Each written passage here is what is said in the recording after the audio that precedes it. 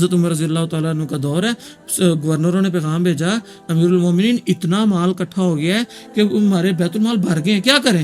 کہ جو لا الہ الا اللہ کو مانتے ہی نہیں ہیں، یورپن کنٹریز ہیں، اسرائیل ہے، ساری ٹیکنالوجی سارا مال اس وقت ان کے پاس جمع ہے، وہ تو لا الہ الا اللہ کو مانتے ہی نہیں ہیں۔ دیکھیں ایز اے قوم ہم نے کیا ناشکری کی ہے۔ اچھا، یہاں پر میرا یہ آپ سے سوال ہے کہ ایمان لے آنے سے یا نیک عمل کرنے سے، اس کے ساتھ کیا ہم ٹیکنالوجی میں آگے جا سکتے ہیں، سائنس میں آگے جا سکتے ہیں؟ لوگ چاند پہ پہنچ گئے ہیں، ہمارا ہمسایہ ملک بھی چاند پہ پہنچ گیا ہے۔ اور اس معاملے میں منیب بھائی سب سے پہلے بینگ اے مسلم ہمیں اللہ رب العزت کی بات پر یقین کرنا ہوگا۔ اللہ رب العزت فرماتے ہیں وعد اللہ الذین آمنوا بکم، اللہ وعدہ کر رہا ہے، مطلب یہ اللہ کا وعدہ ہے کرنا کہ ایمان لانا اور نیک عمل کرنے ہیں۔ اللہ تعالیٰ فرماتے ہیں میں تمہیں خلافت عطا کروں گا جیسے پہلے دی۔ ہم نے سارے نظام چیک کیے ہیں پوری دنیا میں، ڈکٹیٹرشپ ہے، ڈیموکریسی ہے، کمیونزم، سوشلزم، تقریباً میری نظر میں آج تک خلفائے راشدین سے بعد سے لے کر ابھی تک کسی ملک میں پراپرلی 100% اسلام کو نافذ کر کے چیک نہیں کیا گیا۔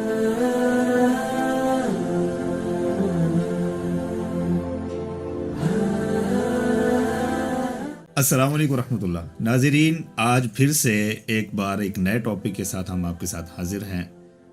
ملکی حالات کو ہم دیکھیں تو افراتفری ہے، ہر طرف پریشانی کا عالم ہے، ہر بندہ چھوٹے سے لے کر بڑے تک، ریڑھی والے سے لے کر بڑے بزنس مین تک، بڑی کمپنیوں والے تک، سب پریشان ہیں۔ سب کی کمر ٹوٹی ہوئی ہے مہنگائی کی وجہ سے، اور کسی کی بن نہیں پا رہی، اور یہی وجہ ہے کہ ہر بندہ وہ بہت سارے ایسے کاموں میں مبتلا ہو چکے ہیں کہ جن کے اندر جرائم بڑھ چکے ہیں، لوگ خودکشیاں کر رہے ہیں، لوگ مر رہے ہیں، کیونکہ افراتفری کا عالم بھی ہے اور پریشانی اور مہنگائی کا عالم بھی ہے۔ جو ہمارے حکمران ہیں ان سے حالات کنٹرول میں نہیں آ رہے۔ یہ ساری باتیں ملکی حالات کے اوپر بات کرنے کے لیے ہمارے ساتھ ایک بار پھر بہت اچھے دوست ہمارے بھائی پروفیسر عمر فاروق صاحب موجود ہیں۔ السلام علیکم سر، کیسے ہیں؟ وعلیکم السلام ورحمۃ اللہ۔ پروفیسر صاحب نے انتہائی قیمتی وقت میں سے پھر ہم نے ان کو زحمت دی ہے کہ وہ ہمیں وقت دیں۔ مستند عالم دین بھی ہیں، بہترین خطیب بھی ہیں، پروفیسر بھی ہیں، ملکی حالات پر ان کی بہت اچھی نظر بھی ہے۔ تو ہم نے سوچا کہ دین کے لحاظ سے لوگوں کو بتایا جائے کہ جہاں تک ہم پہنچ چکے ہیں اس کے اسباب کیا ہیں، اس کے محرکات کیا ہیں۔ تو پروفیسر صاحب، ہم اس بات شروع کرتے ہیں کہ ہماری جو حالت ہے اس وقت بڑی وہ ہمدردانہ حالت ہے۔ یہ اس حالت پر ہم پہنچے کیسے ہیں؟ کیا چیزیں ہیں کہ ہم اس وقت زوال پذیر اور زوال تر ہوتے جا رہے ہیں؟ جزاکم اللہ خیر منیب بھائی، اللہ تعالیٰ آپ کو جزائے خیر دے۔ بات یہ ہے کہ ہمارے معاشرے کے اندر تنگ دستی، پریشانی اور مہنگائی، اس کا رونا بہت رویا جا رہا ہے، اور حقیقت ہے ہر دوسرا بندہ اس سے افیکٹڈ بھی ہے۔ بالکل۔ لیکن اصل بات یہ ہے کہ اس پریشانی اور مصیبت میں مبتلا ہونے کے بعد ہم صحیح سمت میں سوچنے کی بجائے ہم یہ ساری کی ساری چیزوں کا پھلندہ اٹھا کر ڈالتے ہیں گورنمنٹ پر، اور خود اپنے آپ کو بری ذمہ کر کے صاف ٹھہرا کے بیٹھ جاتے ہیں جی ہم تو دودھ کے دولے ہیں، ہمارا کوئی قصور نہیں ہے، ہم نے کچھ نہیں کیا، یہ معیشت کی تنگی، یہ پریشانی، دکھ ہماری وجہ سے نہیں ہے جی، سب کچھ گورنمنٹ کی وجہ سے ہے، ہمارا کوئی قصور نہیں ہے۔ حالانکہ ایسا نہیں ہے۔ حقیقت یہ ہے کہ اللہ رب العزت قرآن مجید میں بیان کرتے ہیں ما اصاب من مصیبت فبما کسبت ایدیکم ویعفو عن کثیر، کہ انسان تجھے جتنی بھی تکلیفیں، جتنی بھی پریشانیاں پہنچتی ہیں نا، ہر تکلیف کی وجہ بما کسبت ایدیکم، تیرے ہاتھوں کی کمائی ہے۔ یہ جو تیرے گناہ ہیں نا، یہ تیرے سامنے آتے ہیں، ویعفو عن کثیر، اللہ تعالیٰ فرماتے ہیں بہت سارے تمہیں ویسے ہی معاف کر دیتا ہوں۔ اگر سارے گناہوں کو تجھے وبال ملنا شروع ہو جائے تو ہل کے رہ جائے۔ یعنی کہ اس طرح سمجھ لیں کہ اگر 100 میں سے 90% گناہ تو اللہ معاف کر دیتا، تو کوئی 10% گناہوں کا وبال سامنے آتا ہے تو انسان کتنا تکلیف میں بلبلا اٹھتا ہے۔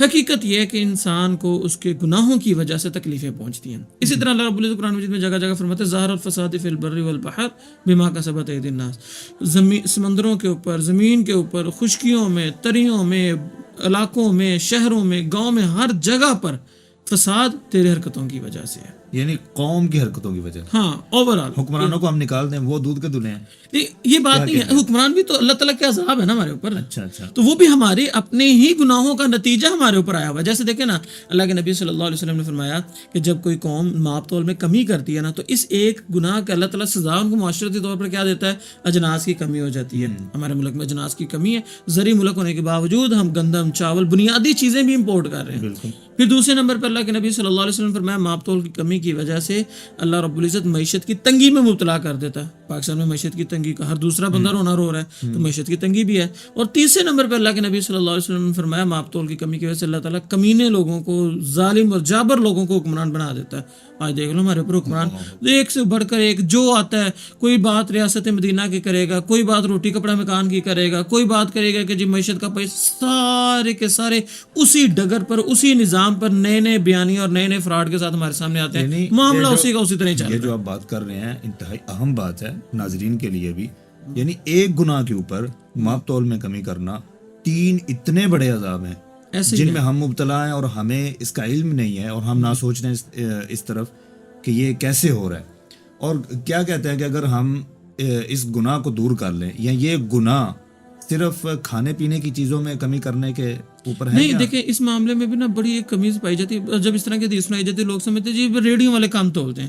حالانکہ صرف ریڈیو والا کام نہیں تولتا، ہر بندہ جہاں جہاں پر بھی اپنی ڈیوٹی میں ڈنڈی مارتا ہے نا، وہ اصل میں وہاں پر وہ ماپ تول کی کمی کر رہا ہے. جیسے مثال کے طور پر اگر ٹیچر کی بات کریں تو 40 منٹ کا لیکچر ہے، اس 40 منٹ میں سے 5-10 منٹ پہلے لیٹ آنا ہے، 5 منٹ لیکچر سے پہلے چلے جانا ہے، کلاس میں بھی بیٹھے رہنا ہے، کوئی کنسٹرکٹیو کام کی دفعہ نہیں کروانا، گپ شپ مارتے رہنا ہے، ٹائم ضائع کرنا ہے. یہ ٹائم کا ضائع کرنا ماپ تول میں کمی نہیں، پے لے رہا ہے پورے 40 منٹ کی لیکچر کی، جبکہ اس کے اندر سے ٹائم جو قیمتی ٹائم ہے وہ دے رہا ہے 20 یا 25 منٹ، باقی ٹائم ڈنڈی ہے. اسی طرح اگر چل جاتے ہیں ہاسپٹل میں چلے جائیں، ڈاکٹرز کو دیکھ لیں، ڈاکٹرز بہتر اور سستی دوائی لکھنے کی بجائے اس کمپنی کی دوائی کو ریفر کرے گا جس سے اس کو اپنا بینیفٹ زیادہ ہے، مطلب وہ بھی ڈنڈی مار رہا ہے جہاں پر اس کو موقع مل رہا ہے. اسی طرح سرکاری ڈپارٹمنٹ میں چلے جائیں، لوگ لمبی لائنیں لگا کے کھڑے ہوتے ہیں گرمی میں، پسینے صاف کریں، اندر بندہ موبائل پہ بڑے آرام سے لگا ہوا لمبے فون کر رہا، کوئی مسئلہ ہی نہیں، دفتر لیٹ پہ پہنچ رہا، اس کو اعتراض نہیں، کوئی مسئلہ نہیں ہے، چائے پینے کے بہانے جائے گا تو آدھا گھنٹہ لگائے گا، واش روم، مطلب اس طرح کے 100 بہانے. اور ہر ڈپارٹمنٹ میں ہر جگہ پر بس آسان لفظوں میں اتنا سمجھ لیں کہت الرجال ہے، اچھے لوگوں کی کمی ہے ہر جگہ پر، الا ماشاءاللہ کوئی اچھا بندہ ہے، ورنہ ہر جگہ پہ ماپ تول کی کمی چل رہی ہے. یہ آیت تو بالکل صحیح فٹ ہو رہی ہے، ظہر الفساد فی البر والبحر. ایسے ہی ہے، ایسے ایک دن یا 2 دن میں قومیں نہیں تباہ و برباد ہوتی. اب دیکھیں نا پاکستان ہم نے لیا لا الہ الا اللہ کے نام پر، بہت ہی اچھا وطن ہے، لا الہ الا اللہ کے نام پر لیا نا ہم نے. لیکن اب دیکھیں تھوڑے بہت نہیں، کتنے سال گزر گئے ہیں. اتنے سال گزرنے کے باوجود بھی جس نام پر، جس بنیاد پر ہم نے ملک حاصل کیا تھا، اس کلمے کو بھی ہم نے نافذ نہیں کیا. کوئی ایک چیز بتائیں ملک میں جو کلمے کی بنیاد پر ہو. کیا ہمارا سیاسی نظام کلمے کی بنیاد پر ہے؟ کیا ہماری معیشت کلمے کی بنیاد پر ہے؟ کیا ہماری عدالتیں کلمے کی بنیاد پر ہیں؟ سارے کے سارے نظام ایسے ہیں، نہ ایجوکیشن، کچھ بھی نہیں ہے.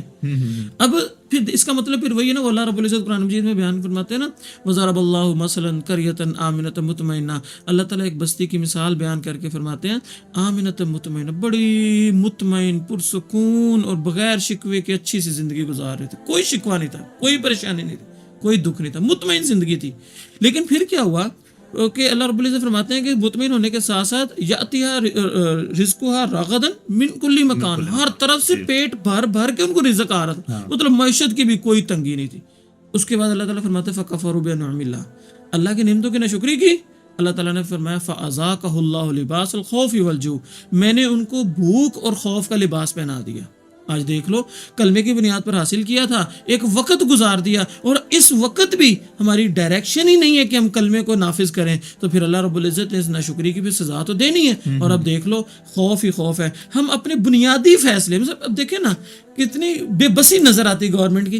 جی دیکھیں جی، ہم نے ایک پلان تیار کیا ہے کہ 400 یونٹ والوں کو فیور ملے گی، ہم یہ پلان IMF کے سامنے رکھیں گے تو IMF نے جی انکار کر دیا. مطلب ہم اپنے گھر کے فیصلے خود نہیں کر پا رہے. اب اندازہ لگائیں کہ یہ ہماری حالت ہو چکی ہے. بالکل، ٹھیک ہے، ہر طرف سے خوف. جی امریکہ کا خوف ہے، امریکہ ناراض ہو جائے گا، ہم ملکی سطح پہ جی گرے لسٹ میں آ جائیں گے، ہم تنہائی کا شکار ہو جائیں گے، FATF کا خطرہ، یہ خطرہ، وہ خطرہ، کیا ہر طرف سے خوف ہی خوف ہے. اچھا اسی طرح بھوک، ہر دوسرا بندہ بھوک میں مبتلا ہے، ہر دوسرا بندہ مہنگائی کا رونا رو رہا ہے. میڈیا اٹھا لو، کسی جگہ پہ فردن مل کے دیکھ لو. تو بہرحال کہنے کا مقصد یہ ہے ایز اے قوم ہم نے کیا ناشکری کی ہے. ایز اے ہول ہم نے نا صحیح بات یہ ہے، یہاں پہ بات آتی کہ اللہ تعالیٰ کو غیرت آتی کب ہے، یہ بات سمجھیں۔ اللہ کے نبی صلی اللہ علیہ وسلم نا ایک مرتبہ صحابہ کرام میں بیٹھے ہوئے تھے، کہنے لگے میرے صحابہ مجھے بتاؤ کہ اگر تم اپنے گھر میں جاؤ اور اپنی بیوی کے پاس کسی غیر مرد کو پاؤ تو کیا کرو گے؟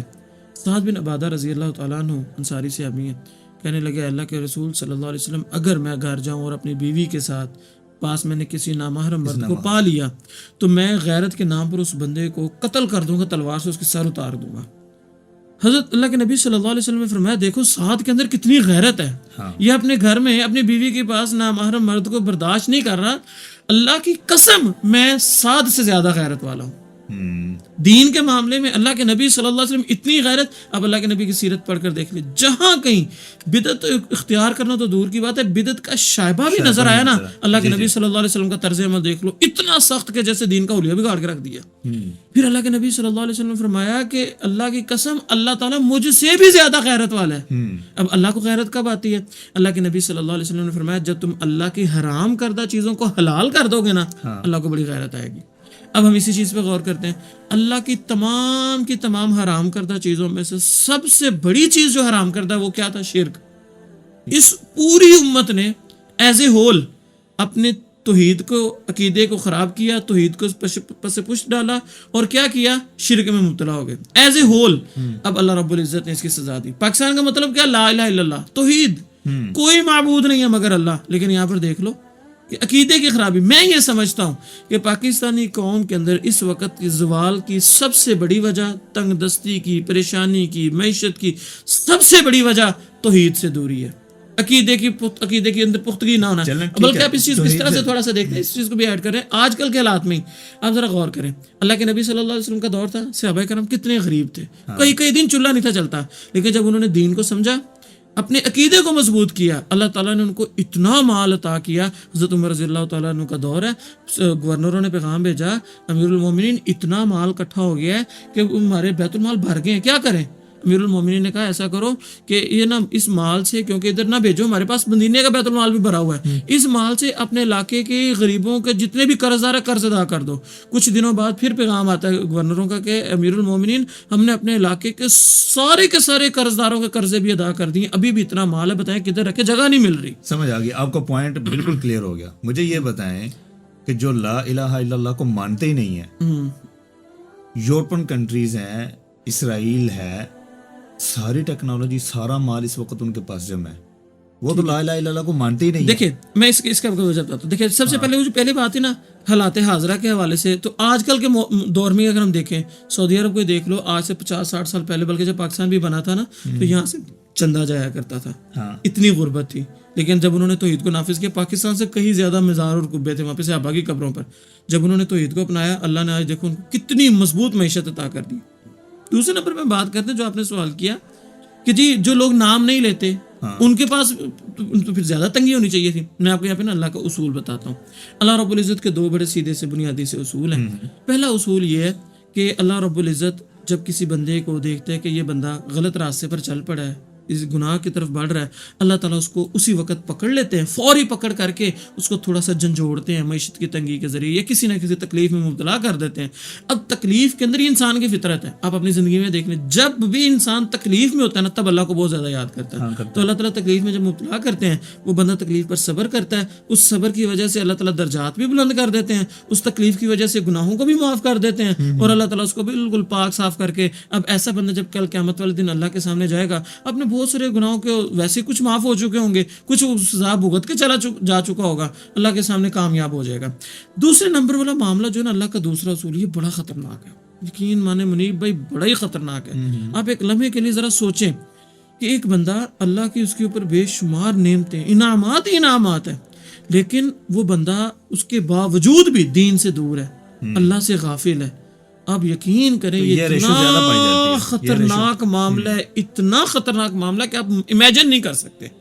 دیکھو کیوں اللہ تعالیٰ فرماتے ہیں لیزدادوا اسمن، کہ میں اس کو نعمتیں دے رہا ہوں تو اور زیادہ کرنا فرمانی، اللہ جھنجھوڑ ہی نہیں رہا اس کو۔ اب دیکھیں نا اس کی مثال کو آپ اس طرح سمجھ لو، ایک بچہ بچپن میں نا کوئی بدتمیزی کرتا ہے، غلط کام کرتا ہے نا، اس کا باپ موقع پر اس کو ڈانٹ کے سمجھا دے، اور ساتھ ساتھ سمجھاتا رہے، تو وہ بچہ جب بڑا ہوگا نا، بڑا اچھا شریف اور ایک اچھا انسان ہوگا۔ وہی بچہ جب وہ اپنے باپ صاحب کے سامنے شرارتیں کر رہا ہے، ماں باپ پردے پہ پردہ ڈالے جا رہے ہیں، پردے پہ پردہ ڈالے جا رہے ہیں، وہ اس کی تربیت نہیں کر رہی. ایک وقت آئے گا وہ بچہ بڑا ہو کے اتنا کرپٹ ہوگا کہ ماں باپ کے ہاتھ بھی نہیں آئے گا. یہی معاملہ ہے. اللہ تعالیٰ موقع پر پکڑ کے سمجھا دیتے ہیں، بہت اچھی بات ہے، انسان پلٹ آیا، قریب آ گیا. یہ اس بندے کی نشانی کہ اللہ تعالیٰ نے اس کے ساتھ خیر والا معاملہ کرنا، یہ بندہ جنت کی ڈگر پہ چل رہا ہے. اب ایک معاملہ ایسا ہے، ایک بندہ اللہ کی نعمتوں کو استعمال بھی کیے جا رہا ہے، نعمتوں کی فراوانی ہی فراوانی ہے، ہر لحاظ سے نعمتیں ہی نعمتیں، لیکن دین اس کے پاس نہیں ہے. اس کا مطلب یہ ہے کہ اللہ رب العزت نے اس کو ڈھیل دی ہوئی ہے. لیزدادوا اسمن، اپنے گناہوں میں اور بڑھ جا. جب کل قیامت والے دن ہوگا، اللہ تعالیٰ کی جب نعمتوں کا حساب دینا پڑے گا، تیرے پاس تو کچھ ہوگا ہی نہیں دینے کے لیے. تو پھر جو پکڑ ہوگی نا، وہ یقین کریں یہ بڑا ہی خطرناک معاملہ ہے. تو اصل بات یہ ہے کہ یہ جو اسرائیل، امریکہ، یہ جو لوگ دین کا نام نہیں لیتے، ظاہری بات ہے اللہ رب العزت نے ان کے لیے آخرت میں کچھ رکھا بھی نہیں ہے. تو اللہ رب العزت نے اسی لیے ان کو یہ چیزیں نوازی ہوئی ہیں. اللہ کے نبی صلی اللہ علیہ وسلم نے فرمایا کہ اگر اس دنیا کی اوقات اللہ کے سامنے مچھر کے پر کے برابر بھی ہوتی نا، ما سقل کافر من شربت ماء، تو اللہ تعالیٰ کسی کافر کو ایک گھونٹ پانی نہ دیتا. یعنی پھر ایک اور چیز، ایک بس آخری چیز اس چیز کو سمجھے، یہ جو ساری تنگی ہے، اللہ تعالیٰ نے ان کو ہمارے اوپر عذاب بنا کر مسلط کیا ہوا ہے. ورنہ آج اس دور میں صحابہ کرام اپنے آپ کو انہوں نے سمیٹا، دین کی طرف آئے، کیسر و کس طرح کی سلطنتیں اڑا کے رکھ دی. آج اللہ کی قسم اگر ہم دین پر صحیح معنوں میں اکٹھے ہو جائیں نا، یہ ملک امریکہ، یہ وہ سب کیا سب کے سب تہس نہس ہو کے رہ جائیں گے. یہ عذاب ہے ہم پر اللہ کا. یعنی اللہ کے عذاب میں پوری قوم اس وقت مبتلا ہے، یقیناً تقریباً، اور ناشکری کی وجہ سے، اپنے گناہوں کے، اپنے کرتوتوں کی وجہ سے. بالکل ایسے ہی ہے. یعنی ملک پاکستان کو اگر ہم بہتر کرنا چاہتے ہیں، کسی اچھے راستے کے اوپر، یا یوں سمجھ لیں رزق کی فراوانی ہم چاہتے ہیں، حالات کو اچھا کرنا چاہتے ہیں، پرامن کرنا چاہتے ہیں، تو ہمیں کیا کرنا چاہیے؟ اس کے لیے بھی اللہ تعالیٰ قرآن مجید میں فرماتے ہیں، وعد اللہ الذین آمنوا منکم، اللہ تعالیٰ وعدہ کرتے ہیں مومنوں سے کہ اے لوگو تم ایمان لے آؤ، وعملوا الصالحات، اور نیک عمل کرو. ایمان لانا ہے اور نیک عمل کرنا ہے. اللہ تعالیٰ فرماتے ہیں کہ تم یہ دو کام کر لو گے، لَيَسْتَخْلِفَنَّكُمْ فِي الْأَرْضِ كَمَا اسْتَخْلَفَ الَّذِينَ مِن قَبْلِكُمْ، میں تمہیں زمین میں خلافت عطا کروں گا جیسے تم سے پہلے لوگوں کو عطا کی. آپ اندازہ کریں کہ اگر ہم ایمان لے آئیں، نیک عمل کریں، اللہ ہمیں خلافت عطا کرے گا. پھر اللہ تعالیٰ فرماتے ہیں، میری بات سمجھ آئی. یہاں پر ایک اور سوال ہے. اچھا، یہاں پر میرا یہ آپ سے سوال ہے کہ ایمان لے آنے سے یا نیک عمل کرنے سے، اس کے ساتھ کیا ہم ٹیکنالوجی میں آگے جا سکتے ہیں، سائنس میں آگے جا سکتے ہیں؟ لوگ چاند پہ پہنچ گئے، ہمارا ہمسایہ ملک بھی چاند پہ پہنچ گیا ہے. ہم اگر نیک اعمال کرتے رہیں یا مسجد میں بیٹھ کے اللہ اللہ کرتے رہیں، کیا اس وجہ سے ہم اس ٹیکنالوجی میں آگے جا سکیں گے؟ سر اس معاملے میں بھائی سب سے پہلے بینگ اے مسلم، ہمیں اللہ رب العزت کی بات پر یقین کرنا ہوگا. اللہ رب العزت فرماتے ہیں وعد اللہ الذین آمنوا منکم، اللہ وعدہ کر رہا ہے، مطلب یہ اللہ کا وعدہ ہے کرنا کہ ایمان لانا اور نیک عمل کرنے ہیں. اللہ تعالیٰ فرماتے ہیں میں تمہیں خلافت عطا کروں گا جیسے پہلے دی. اب پہلے خلافت میں پوری دنیا کے سپر پاور مسلمان بن گئے، مطلب اللہ تعالیٰ تمہیں پوری دنیا کا آج بھی سپر پاور بنائے گا. تم نے کرنا کیا ہے؟ ایمان لانا ہے، نیک عمل کرنے ہیں، یعبدوننی ولا یشرکوا بی شیئا، ایک اللہ کی عبادت کرنی اور شرک نہیں کرنا. یہ کام آپ کر لیں، اللہ خلافت بھی عطا کرے گا، اللہ تمہارے دین کو بھی غالب کر دے گا پوری دنیا میں، اور تیسرا فائدہ یہ ہوگا کہ اللہ رب العزت تمہارے خوف کو امن سے بدل دے گا. یعنی اس چیز کو ہم ٹیکنیکلی سمجھیں. اب ٹیکنیکلی سمجھاتا ہوں. پہلے تو یہ آ گیا لیکن اللہ رب العزت کا وعدہ. اب ہم اس کے بعد آتے ہیں، جب ہم صحابہ کرام رضوان اللہ مجمعین کی زندگی کو دیکھتے ہیں، وہ لوگ مکے والے جو لوگ تھے وہ بدو لوگ تھے، مسلمانوں کی چھوٹی سی ریاست تھی، ٹیکنالوجی کے اعتبار سے ان کا کوئی مقابلہ نہیں بنتا تھا کیسر و کسرا سے، لیکن اس کے باوجود دیکھ لو کہ انہوں نے کیسر و کسرا کو تباہ و برباد کر کے رکھ دیا، ساری سلطنتیں ان کی ٹوٹ گئی اور مسلمان دنیا کے سپر پاور بن گئے. اچھا، اب ہم اسی چیز کو آج کے دور میں دیکھتے ہیں تو آپ اگر غور کریں نا، اللہ رب العالمین نے امت مسلمہ کو تقریباً بہت ساری چیزوں سے آج بھی نوازا ہوا ہے. مثال کے طور پر آج کے دور میں سب سے بڑی چیز ہوتی ہے میزائل ٹیکنالوجی، کہ میزائل ٹیکنالوجی سے ہی اصولاً دیکھا جائے تو آج کل کے دور میں جنگ جیتی بھی میزائل ٹیکنالوجی سے جائے گی، اور پاکستان میزائل ٹیکنالوجی میں ٹاپ 5 کے اندر اس کا نام آ جاتا ہے، بہت آگے الحمدللہ. اسی طرح ترکی مسلمانوں کا ملک ہے، اس کے اندر بھی اللہ رب العزت نے بہت بے پناہ صلاحیت ٹیکنالوجی رکھی ہے. بھی کنٹروورسی ہے نا کہ میزائل کا جو نسخہ ہے وہ بھی ہم کسی سے چرا کے لائے ہیں. دیکھیں جو بھی ہے، دیکھیں اس معاملے میں یہ ہے کہ اللہ رب العزت نے ہمیں ایک ٹیکنالوجی تو دی ہوئی ہے نا، جہاں تک ان کی بات، ہاں تو وہاں تک رہ گی بات کہ پاکستان، اگر ہم نا اس لحاظ سے بھی سوچیں تو پاکستان دنیا کے اندر 7واں ذہین ترین دماغ رکھنے والا ملک ہے. صرف کیا ہے، یعنی سیدھی چیزوں میں یا الٹی چیزوں میں؟ نہیں، صحیح چیزوں میں. ہاں اب غور کریں، پاکستان کے اندر یہ دیکھ لیں جتنے ٹاپرز ہوتے ہیں امریکہ ان کو زیادہ سے زیادہ اسکالرشپ کے نام پر اپنے ملک بلا لیتا ہے کہ نہیں بلا لیتا. مجھے اچھی طرح ایک واقعہ یاد ہے, یہ جی سی کا ایک طالب علم تھا, اس نے ان کو جب اس نے ٹاپ کیا, امریکہ والوں نے اس کو آفر کی, باہر چلا گیا. وہاں پر جب اس نے, بچوں نے 2 بھائی تھے, انہوں نے ٹاپ کیا, تو انہوں نے کہا کہ ہم نا انعام اپنے باپ کے ہاتھوں لینا چاہتے ہیں. امریکہ نے ماں باپ کا ویزا بھیجا, یہاں سے بلایا, اور اسٹیج کے اوپر اس کے باپ کو, اس کا باپ دھوتی میں اسٹیج کے اوپر چڑھا اور جا کے نام دیا, اور انہوں نے اس کے ہاتھ سے اس کو نام وصول کر. اتنے نخرے برداشت کرتے ہیں, کرتے کیا ہیں, یہاں کے سارے کریم اور جو ٹاپر لوگ ہیں اٹھا کے وہ باہر لے جاتے ہیں. آج بھی اچھے حکمران آ جائیں, آج بھی مسلمان صحیح طریقے سے ہو جائیں, اللہ کی قسم یہ سارے کے سارے معاملات درست ہو جائیں گے, اور سارے کے سارے ذہین دماغ اکٹھا ہو جائے گا, آٹومیٹکلی اللہ تعالیٰ کامیاب کرے گا. اور ویسے بھی ہمیں اللہ کے اس وعدے پر یقین رکھنا چاہیے, اور صحابہ کرام کی مثالیں جو ہے اس چیز پر ثابت ہوتی ہیں کہ ان لوگوں نے بھی اس دور میں دین کے نام پر, ایمان کے نام پر ان لوگوں کو ٹیکنالوجی میں مات دی. پھر دوسری آج کل کی لیٹسٹ مثال دیکھ لیں, طالبان کے پاس جو افغانستان ہے, پٹھان, ان کے پاس کون سی ایسی ٹیکنالوجی تھی؟ بڑے بڑے برج, بلکہ آپ کہہ لو دا گریو آف امپائر اس کو کہا جاتا ہے. مطلب یہ بڑی بڑی سلطنتوں کا, بڑے بڑے سپر پاوروں کا یہ قبرستان ہے.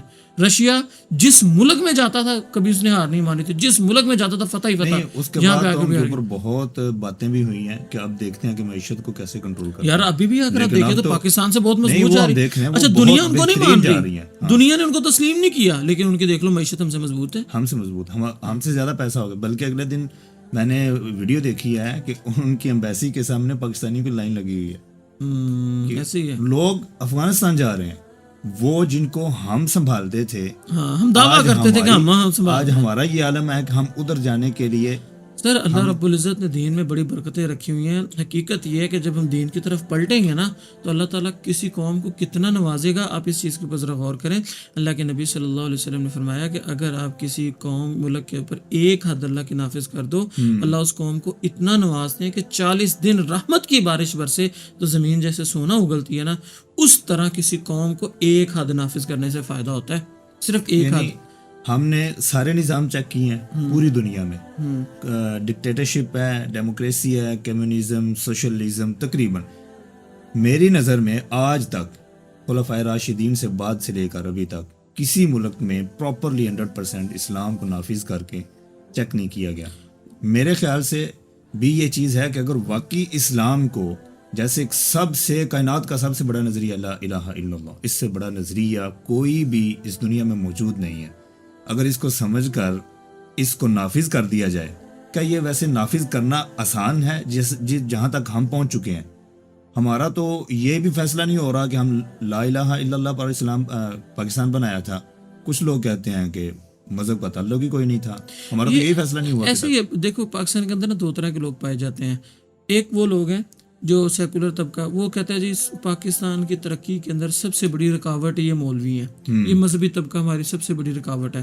حالانکہ اگر آپ تھوڑا سا بھی غور کریں, اتنے سالوں میں آج تک کوئی ایک ہی بتا دیں, کوئی ایک بھی حکومت مولویوں کی آئی ہو, ایک بھی حکومت نہیں.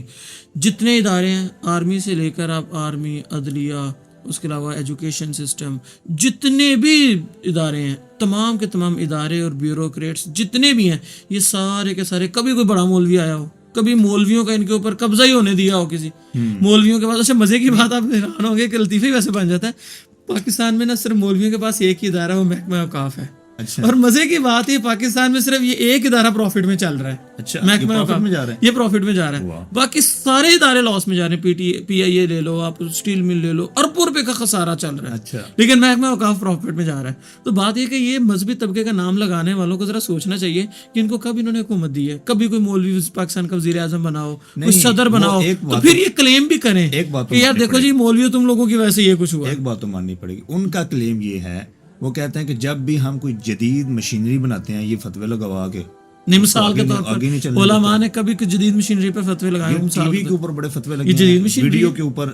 دیکھو جدید ہی ہے نا, اس وقت کی جب یہ بنا تھا. نہیں دیکھیں اس وقت بات یہ ہے کہ آپ دیکھیں اگر ٹی وی کے فائدے اور نقصان کو دیکھا جائے نا, تو ٹی وی کے نقصان بہت زیادہ ہیں, بہت زیادہ نقصان ہے. آپ اس طرح سے دیکھ لو, فحاشی, اریانی, یہ ساری کے ساری ٹی وی کے ذریعے آئی ہے. لیکن اب دیکھیں ٹھیک ہے, کسی حد تک آپ نالج کہتے ہو کہ شیئر ہوا ہے, یہ بات ایک میرا آپ سے نا ایک جو اہم سوال ہے, یوں سمجھ لیں, جو میں کہتا ہوں کہ مجھے کرنا بھی چاہیے, کہ ہمارے علماء سارے, میں بھی اسی قبیلے سے ہوں, وہ فتویٰ دیتے ہیں کہ سود حرام ہے, اللہ اس کے رسول کے ساتھ جنگ ہے, صحیح آیت ہے, ہمارا ایمان ہے اس کے اوپر. لیکن ایک چیز جو میرے ذہن میں ہمیشہ کھٹکتی ہے وہ یہ ہے کہ ہم فتوے تو دیتے ہیں اور دینے بھی چاہیے, یہ رک بھی نہیں سکتے, لیکن اس کا الٹرنیٹ کوئی نہیں دیتے ہم. نہیں, کس نے کا الٹرنیٹ دیتے؟ اللہ کے بندوں کوئی ہم سے الٹرنیٹ لے تو پھر ہے, ہم تو کب سے تیار کر کے بیٹھے ہوئے. مثال دیتا ہوں, سود کا الٹرنیٹ آپ کو بتاتے ہیں. مجھے اچھی طرح یاد ہے کہ جب میں قادسیہ میں تدریب الدعوات کی کلاس پڑھ رہا تھا نا, وہاں پر ہمیں مفتی یوسف طیبی صاحب نے پورا پلان بتایا تھا. آپ یقین کریں, اگر صرف ہم جماعتی سطح پر بھی منظم ہو جائے نا, تو جماعتی سطح پر اگر ہم ایفرٹ کرنا شروع کر دیں تو سود سے جان چھوٹ سکتی ہے. اب یقین کریں, پورے کا پورا نظام موجود ہے. شارٹ اگر وہ تھوڑا سا پلان اگر آپ مثال کے طور پر ہم بہت سارے لوگ بینکوں کا رخ اس لیے کرتے ہیں کہ وہاں پر پیسہ سیو رہتا ہے. پیسہ سیو کرنے کے چکر میں بینک میں جاتے ہیں.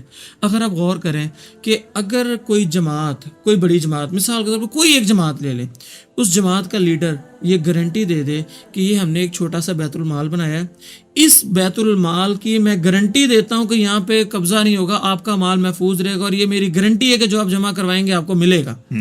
اور اسی جماعت کے, مثال کے طور پر اس جماعت کے اگر 1 کروڑ کارکن ہیں تو وہ 1 کروڑ لوگ اپنا مال اس بیت المال میں جمع کروا دیں, اور وہ اس بیت المال کے اوپر نہ کوئی سود لگے, اور اس چیز کی سیکیورٹی ان کا امیر ان کو دے رہا ہے کہ یہ مال کہیں نہیں جائے گا. جیسے ہم بینک میں پیسہ کیوں رکھواتے ہیں؟ کیونکہ گورنمنٹ آف پاکستان کی یہ سیکیورٹی موجود ہے بھی یہاں سے آپ کا پیسہ اگر کہیں آگے پیچھے ہوتا تو ہم ذمہ دار ہیں, ہم آپ کا نقصان بھریں گے. تو یہ ذمہ داری اگر کسی جماعت کا امیر دے دے, 1 کروڑ بندہ بینکوں سے پیسہ نکال کے اگر اس بیت المال میں جمع کروا دے, آپ خود اندازہ لگائیں کہ مال سسٹم یہ چل تو سکتا ہو ہے کہ گیا نہیں چل سکتا. ایک فزیکلی معالجم ہے.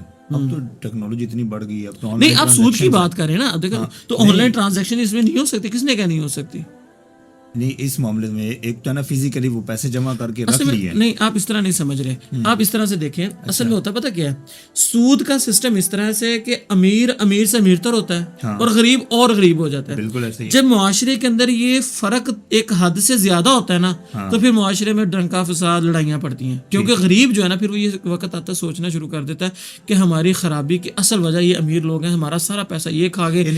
جیسے مثال کے طور پر پیسہ ہمیں رکھنا نہیں چاہیے, اس کو سرکولیٹ کرنا چاہیے. وہ تو سرکولیٹ آٹومیٹکلی, جب سودی نظام نہیں ہوگا تو بندہ پھر سرکولیٹ کرے گا نا. ہم سودی نظام, مثال دیکھو, سودی نظام میں ہوتا ہے کہ کسی کے پاس کروڑ روپیہ نا, اب وہ بجائے اس کے اپنے دماغ لڑا کر اس کے اوپر کوئی فیکٹری لگانے کی بجائے اس نے کروڑ روپیہ رکھا ہے, جی مجھے مہینے بعد پیسے مل رہے ہیں, اس نے سود کی وجہ سے اپنے پیسے کو سیو کر کے رکھا ہوا ہے, اس کے پیسے بڑھتے چلے جا رہے ہیں, کاروبار تو ہو نہیں رہا. لیکن جب پتا ہوگا کہ یار میں نے کروڑ روپیہ بینک میں جمع کروایا, مجھے اوپر سے کچھ نہیں ملنا, بلکہ اس کو جمع کروانے کی مہینے بعد مجھے فیس ادا کرنی پڑے گی کچھ چند ہزار, تو وہ سوچے گا یار میں باہر مہینے اس کی فیس ہی جمع کرواتا رہوں گا. وہ آگے فیکٹری کا کسی اور چیز کا لگانے کا سوچے گا, پیسہ آٹومیٹکلی سرکولیشن میں آ جائے گا. لیکن سودی نظام کو آپ کسی بھی اینگل سے سوچ کے دیکھ لو, بندے کا پیسہ سرکولیٹ کرنے کو دل ہی نہیں کرتا. میں کہتا کہ فیملی کو جانتا ہوں, اچھے خاصے وہ پڑھے لکھے لوگ تھے, سمجھدار تھے, انہوں نے الفلا ٹاؤن میں رہتے تھے, اپنا گھر بیچ کر پیسے بینک میں رکھ دیے, تو 10-15 لاکھ یوز کر لیا, 35 لاکھ بینک میں رکھ دیا. اب خود کرائے کے مکان میں رہ رہے, اس 35 لاکھ پہ جو بینک میں ہر مہینے سود آتا تھا نا, اس سود سے وہ اپنے گھر کی روزی روٹی چلا رہے تھے. تو مطلب لوگوں نے یہ سسٹم ہی یہ رکھ لیا ہے. اب نقصان یہ کہ امیر سے امیر تر اور غریب سے غریب تر ہوتا چلا جا رہا ہے. یعنی پیسہ وہیں پر پڑا ہے, وہ سود جو ہے وہ اس کو یوز کیا جا رہا ہے, اسی کو یوز کیا جا رہا ہے. یعنی ہم ایز اے کنکلوژن کیا سمجھتے ہیں آپ کہ اسلام یعنی کہ لا الہ الا اللہ کو پراپر نافذ کرنا چاہیے؟ سر میں اس معاملے میں آپ کے سامنے یہ بات رکھوں گا کہ اگر ہم چاہتے ہیں نا کہ ان ساری مصیبتوں سے, پریشانیوں سے نکلیں, تو اللہ تعالیٰ قرآن مجید میں بات فرماتے ہیں فلما جاءہم بأسنا تضرعوا, کہ جب اللہ کا عذاب آتا ہے نا تو تم اللہ کے سامنے گریہ زاری کیوں نہیں کرتے, کیوں نہیں اللہ کی طرف لوٹتے, کیوں نہیں توبہ استغفار کرتے. پاکستان کو اگر معیشت کے حوالے سے, کسی بھی حوالے سے, کسی بھی مشکل سے آپ نکالنا چاہتے ہو, اس کا ایک ہی حل ہے, دین کو سمجھیں. لوگ بحیثیت قوم دین کو سمجھانے پہ لگ جائے, دعوت و اصلاح, آپ, میں, ہر بندہ. اور یہ کام تھوڑا لمبا ضرور لگتا ہے لیکن بڑا دیر پائے. اب دیکھیں اللہ کے نبی صلی اللہ علیہ وسلم نے دعوت و اصلاح کی تھی, دعوت و اصلاح کی کوشش کرتے رہے, توحید فی العبادہ, توحید سمجھاتے چلتے جب لوگ اس چیز کے اوپر تیار ہو گئے, لوگوں نے اپنے آپ کو دیندار بنا لیا, اللہ نے ان کو خلافتیں عطا کر دی, ریاست بھی دے دی. ہمارا کام ہے اللہ کے دین پر عمل کرنا, اللہ تعالیٰ پھر ہمیں سب کچھ عطا کرے گا. تو اس وقت مختصر یہ کہ ہم سب لوگوں کو قرآن سمجھنا چاہیے، قرآن کا مطالعہ کرنا چاہیے، احادیث کو پڑھنا چاہیے. جب ہم دین کو سمجھیں گے، دین پر عمل کریں گے تو یقین کریں اللہ تعالیٰ ہماری ساری کی ساری تنگ دستیاں دور کر دے گا. اور آخری بات، میں نے آج تک اپنی زندگی میں ایک بھی تقوی والے بندے کو بھوکا مرتے ہوئے یا شکوے کرتے ہوئے گریہ زاری کرتے ہوئے نہیں دیکھا. آج تک ایسا نہیں ہوا. بلکہ ابھی پچھلے دنوں ایک سوشل میڈیا پہ خبر چلی تھی کہ جی فلاں امام صاحب تھے، انہوں نے خودکشی کر لی. اب یقین کریں کہ میں دیکھتی میں نے کہا نہیں یہ جھوٹی خبر ہوگی. خیر بہرحال شام تک ہی پتہ چل گیا کہ اس نے خودکشی نہیں کی تھی، اس کو انتظامیہ نے خود زہر دیا تھا. کہنے کا مقصد یہ آج تک میں نے ایسی خبر بھی نہیں سنی کہ کسی مولوی نے خودکشی کی ہو، حالانکہ معاشرے میں سب سے کم تنخواہ ان کی ہے. یعنی وہ قناعت پسندی ہم نے دیکھی ہے. یہ اللہ رب العزت برکت ڈال دیتے ہیں، شکر گزاری بہت کرتے ہیں. بلکہ ہمارے جو شیخ ہیں اللہ تعالیٰ ان کی قبر کو منور کرے اور کشادہ کرے. میرے لیے انتہائی ایک عجیب بات تھی کہ جب وہ دنیا سے گئے ہیں اس کے بعد ہمیں پتہ چلا کہ ان کی تنخواہ کتنی. میں وہ حالانکہ ان کے بیٹے نے مجھے بتایا تھا، انہوں نے منع کیا کہ نہیں بتانا، کہ میں اس کو ذکر کروں تو میں سر پکڑ کے میں بیٹھ جاؤں. بلکہ میں بیٹھ گیا جب مجھے پتہ چلا. اتنا بڑا شیخ، اتنا بڑا اس کا قد اور اس قدر ان کی کم تنخواہ. لیکن شکر گزاری کا ان کا عالم یہ تھا. اور جو معیشت کی بہتری کے لیے آیت ہے تو معیشت کی بہتری کے حوالے سے نا ومن اعرض عن ذکری فإن له معیشۃ ضنکا، بالکل ایسے ہی یعنی اللہ کو اٹھا کے سائڈ پہ کریں تو معیشت ٹھیک ہو ہی نہیں سکتی. ممکن ہی نہیں ہے یعنی کہ وہ تو ممکن ہی نہیں ہے. جتنے بڑے ذہن ہم اکٹھے کر لیں، آج کل معیشت دان، قانون دان، سارے یہ ارلم پرلم اکٹھی کی ہوئی ہے نا. باہر کے ملکوں سے بھی مشورے ہو رہے ہیں، IMF سے بھی مشورے ہو رہے ہیں کہ معیشت کو کیسے بہتر کیا جا سر. سکتا ہے. پچھلے 80 سالوں سے تجربے تو چل رہے ہیں، تجربے چل رہے ہیں. میں یقین کریں، میں یہ سمجھتا ہوں بذات خود کہ مولوی کی نہ مانے. یا قرآن مجید ہے، اس کی ایک آیت ہے. اللہ کہہ رہا ہے کہ اگر تم مجھے آگے رکھو نا، سب سے پہلے میرے ذکر کو کرو، مجھے یاد رکھو، اصول بنانا شروع کر دو مجھے سامنے رکھ کے، تو معیشت آپ کی بہتر کر دوں گا. بالکل ایسی ہے سر. اس کی طرف کو بالکل دیکھنا ایسی چاہیے ہے. نا. آپ یہ دیکھیں، میں بلکہ آپ کو یہاں پہ ایک حدیث سناتا ہوں کہ ہم دین اتنا کمال کا دین ہے، اسلام اتنا مضبوط دین ہے. قوم اپنائے گی تو قوم بدل جائے گی. اگر قوم نہیں اپناتی، ایک آدمی فرد واحد کے طور پر اس کے اوپر عمل کرنا شروع کر دے تو اللہ تعالیٰ اس کو بھی نجات دے دے گا. جیسے مسند احمد کی صحیح حدیث ہے، اللہ کے نبی صلی اللہ علیہ وسلم فرماتے ہیں کہ اللہ تعالیٰ فرماتے ہیں حدیث قدسی، یا عبادی، اے میرے بندے، تفرغ لعبادی، اپنے آپ کو میری عبادت کے لیے فارغ کر. دیکھو ہمیں اللہ تعالیٰ نے عبادت کے لیے پیدا کیا تھا. یہ پیٹ تو ضرورت ہے، ہم نے ضرورت کو اصل چیز کے اوپر ہی ترجیح دے دی. تو اللہ تعالیٰ فرما رہے ہیں انسان اپنے آپ کو میری عبادت کے لیے فارغ کر لے. ملأت صدرک غنا، میں تیرے دل کو غنی کر دوں گا. میں تیرے دل کو غنی، تو مالا مال ہو جائے گا، تیرے دل سے لالچ نکل جائے گا، تم اپنے آپ کو امیر محسوس کرے گا. پھر وَأَسُدَّ فَقْرَكَ، میں تیری ساری کی ساری فقیریاں دور کر دوں گا، ساری ضرورتیں تیری پوری ہو جائیں گی. صرف ایک کام کہا، میری عبادت کے لیے فارغ ہو جا تو میں تیرے دل کو بھی غنی کر دوں گا، تیری ساری ضرورتیں بھی پوری کر دوں گا. پھر اس حدیث میں اللہ رب العزت نے باقاعدہ دھمکی بھی دی، وَإِلَّا تَفْعَلْ، اے انسان اگر تو نے ایسا نہ کیا، میری عبادت کے لیے تیرے پاس ٹائم نہیں ہے. اللہ تعالیٰ فرماتے فَمَلَأْتُ يَدَكَ شُغْلًا، تیرے ہاتھوں کو فضول کاموں میں الجھا دوں گا. بڑی نوکریاں کرے گا، ڈبل ٹائم لگائے گا، سارا دن دکان کھولے گا، ڈبل کام کرنے کے باوجود چھٹی کا دن آئے گا تو ایسی پسروڑیاں اور ایسے کاموں میں الجھا رہے گا کہ تجھے فرصت کا بھی ٹائم نہیں ملے گا. اور پھر اللہ تعالیٰ فرماتے ہیں وَلَمْ أَسُدَّ فَقْرَكَ، مصروف رہنے کے باوجود، ڈبل محنتیں کرنے کے باوجود، اپنے آپ کو تھکا دینے کے باوجود، وَلَمْ أَسُدَّ فَقْرَكَ، تیری ضرورتیں بھی پوری نہیں ہوں گی. یہ دین اسلام اتنا کمال کا دین ہے، پوری قوم اپنائے گی اللہ پوری قوم کو ترقی دے دے گا. اگر کوئی انسان انفرادی طور پر عمل کرتا ہے اللہ اس انفرادی طور پر بھی ترقی دے دے گا اس کو. جیسے مسند احمد کی صحیح حدیث ہے، اللہ کے نبی صلی اللہ علیہ وسلم فرماتے ہیں کہ اللہ رب العزت فرماتے ہیں حدیث قدسی، یا عبادی، اے میرے بندے، تفرغ لعبادی، اپنے آپ کو میری عبادت کے لیے فارغ کر، میری عبادت کے لیے ٹائم نکال. کیا ہوگا اگر تو میری عبادت کے لیے ٹائم نکالے گا تو تجھے انعام کیا ملے گا؟ املأ صدرک غنا، میں تیرے دل کو غنی کر دوں گا، مالا مال کر دوں گا تجھے، تیرے دل سے ہرس لالچ نکل جائے گا. پھر فرمایا وَأَسُدَّ فَقْرَكَ، تیری ساری ضرورتیں بھی پوری ہو جائیں گی، ساری ضرورتیں پوری ہو جائیں گی. پھر ساتھ ہی اللہ نے دھمکی دی، دنیا کی دھمکی. باقی جو قرآن میں جگہ جگہ بھی آیا تھا نا آخرت کی دھمکی، یہاں پہ اللہ نے دنیا کی دھمکی لگائی. وَإِلَّا تَفْعَلْ، اگر تو نے میری عبادت کے لیے ٹائم نہ نکالا، تیرے پاس میری عبادت کے لیے ٹائم نہیں ہے، تو پھر اللہ تعالیٰ فرماتے ہیں مَلَأْتُ يَدَكَ شُغْلًا، تیرے ہاتھوں کو فضول کاموں میں الجھا دوں گا. کرتا رہے، پھر ڈبل نوکریاں، ڈبل ڈیوٹیاں، سارا دن محنتیں کرنے کے باوجود، اوور ٹائم لگانے کے باوجود بھی تیری پوری نہیں پڑے گی، چھٹی کا دن بھی تیری مصروفیت میں گزرے گا. وَلَمْ أَسُدَّ فَقْرَكَ، اللہ تعالیٰ کہتے ہیں تیری فقیری دور نہیں ہوگی، تیری ضرورتیں ہی پوری نہیں ہوں گی.